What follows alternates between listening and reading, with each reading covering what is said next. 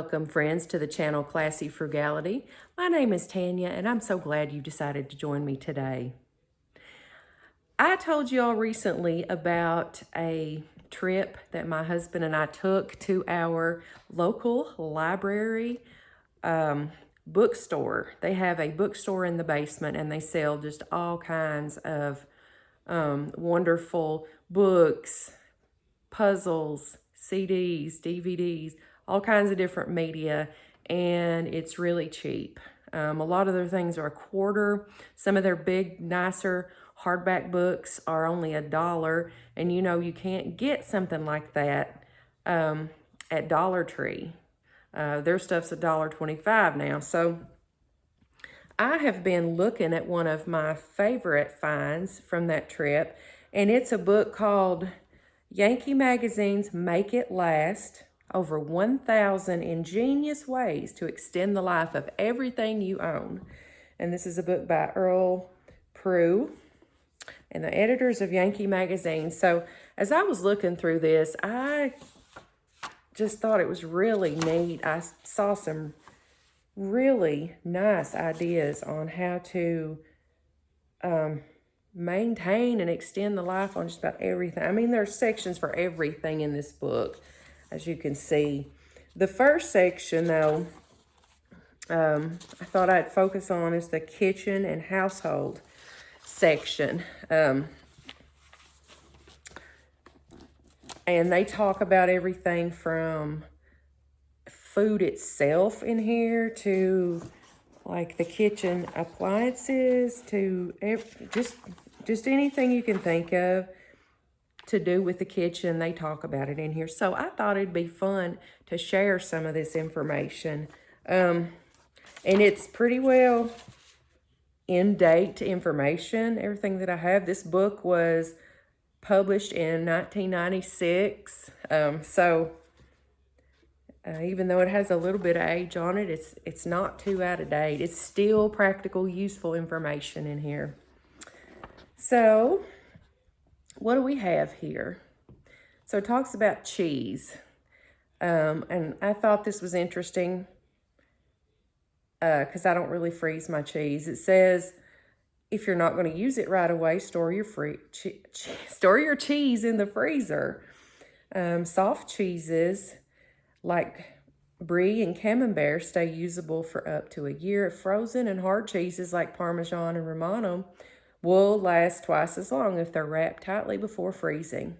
It also talks about ways to keep mold away from your cheese in the fridge. And I didn't know about this one. It says that if you moisten a paper towel lightly with vinegar and store that with the cheese, then that will stave off the growth of mold. But it says not to put too much on there or that will impact the flavor of the cheese. Add a bay leaf to your flour or sugar to keep insects out. I'd never heard that one. I have bay leaves. I can do that. One time I did get, what are the insects that get in your flour and your sugar? Anyway, I had bought a bag. It was still sealed, so it was from the factory. But anyway, I had that. Add raw rice to your salt shakers to keep salt from forming lumps. Wouldn't have thought of that either. But I'll definitely do that now. And it says, so we all have problems with brown sugar cake, and I'm sure it says to store the brown sugar itself in a plastic bag inside another sealed container to keep that from clumping up. Fruits, squeeze a few drops of lemon juice over fruits like apples, peaches, pears, or bananas once they've been cut. This will keep them from turning brown. Says you can do that to avocados as well. It says that cabbage keeps for several weeks if you store it unwrapped and unwashed in the refrigerator. And I actually have a big head of cabbage in my fridge that's unwrapped and unwashed, and it's been there for weeks, and it's still firm and it's still good. As far as potatoes are concerned, it says when you're boiling old potatoes, you can add a little bit of sugar to the water to revive some of the flavor. Don't throw those away. Save your money, don't throw it away. If the potatoes have gone soft, soak them in cold water for an hour to revive them. Before storing carrots and beets, cut the greens off to make them last longer. It says if you don't do this, the tops will continue to pull moisture and nutrients from the roots.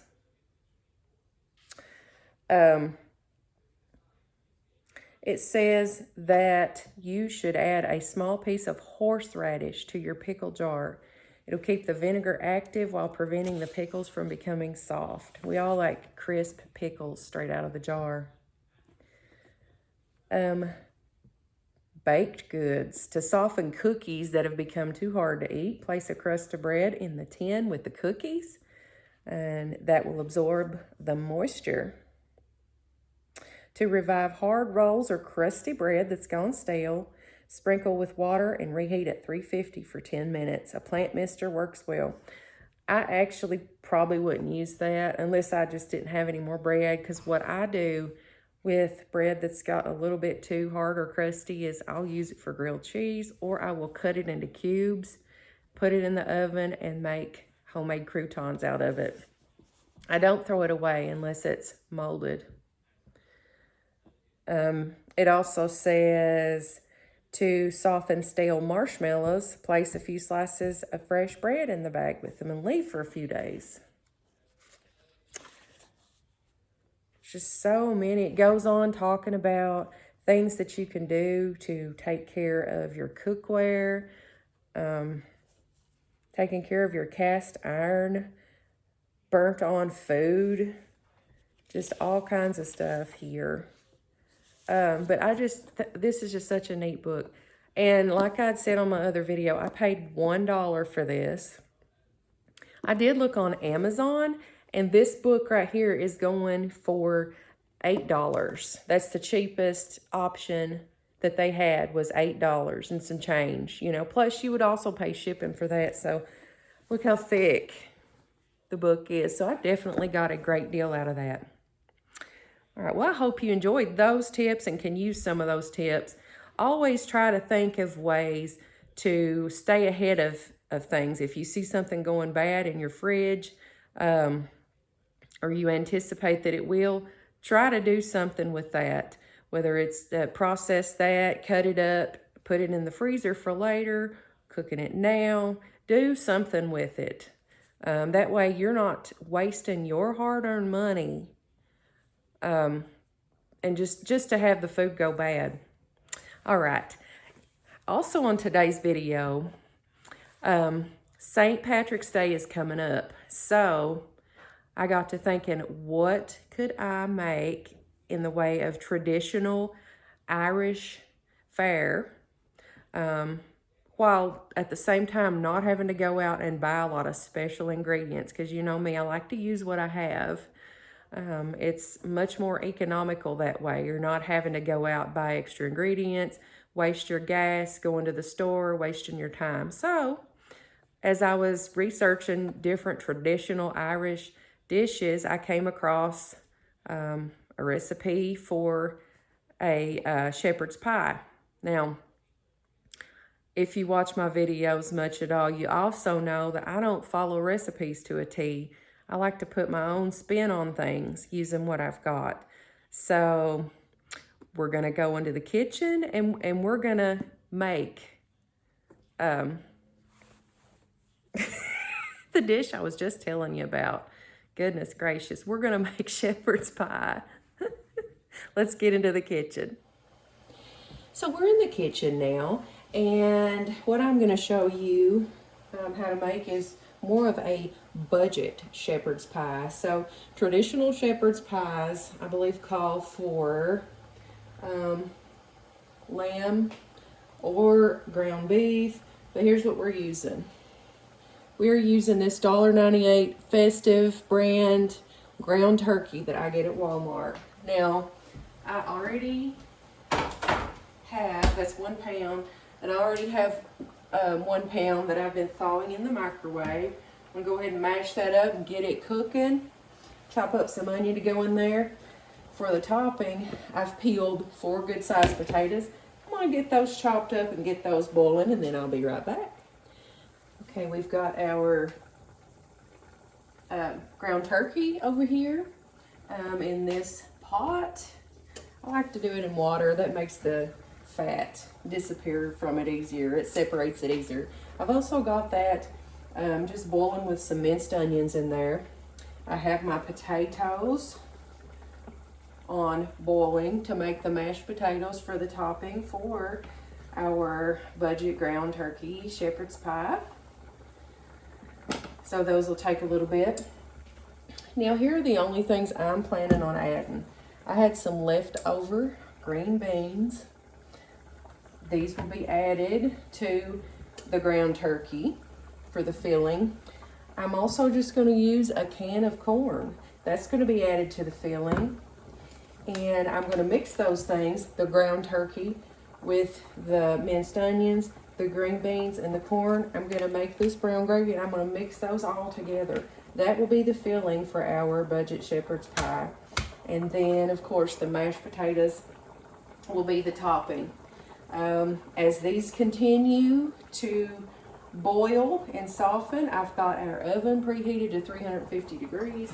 I've got a 9x13 baking dish, and I've sprayed it down with some non-stick cooking spray. And I'll just wait for this stuff to get done. I'll go ahead and mash those potatoes when they're done, and I will be right back with you for us to assemble our dish.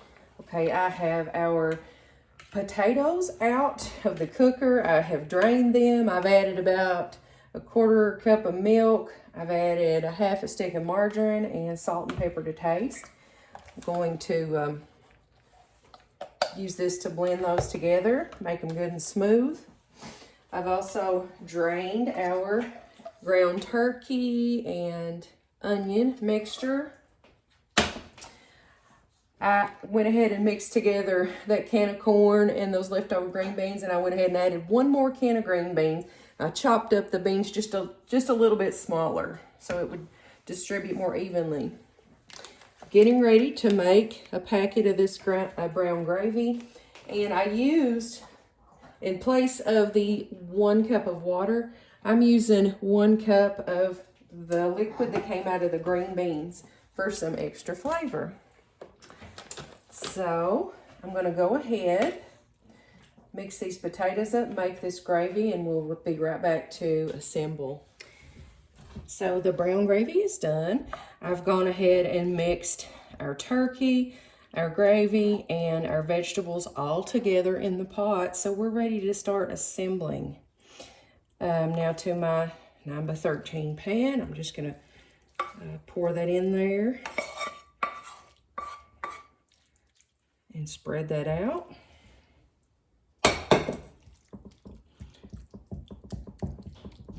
You'll see that makes a large amount, fills the whole dish up.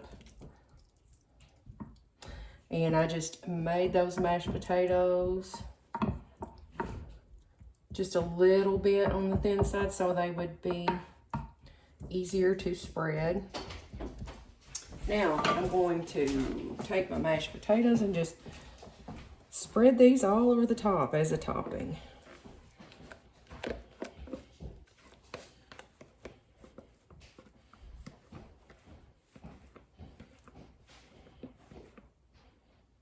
Okay.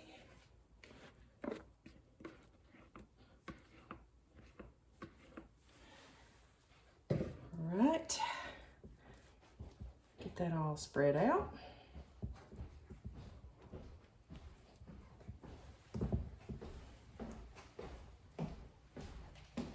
And one ingredient I did not mention earlier was the cheese. I forgot all about the cheese.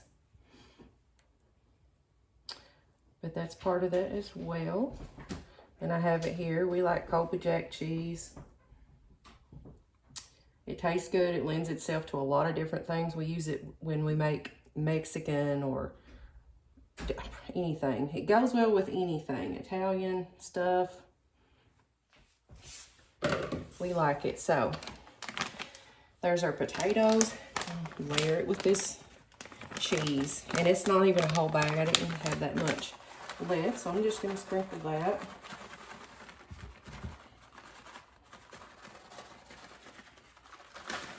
Whoop. Watch for huge clumps.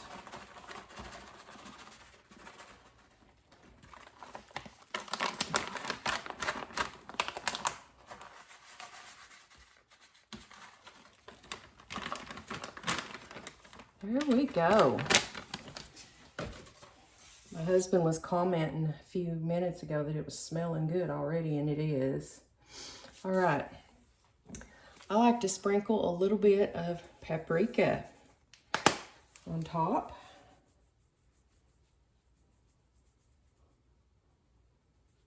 We'll just sprinkle that on there. Put that in this 350-degree oven until the cheese is melted and it starts getting brown and bubbly on the top.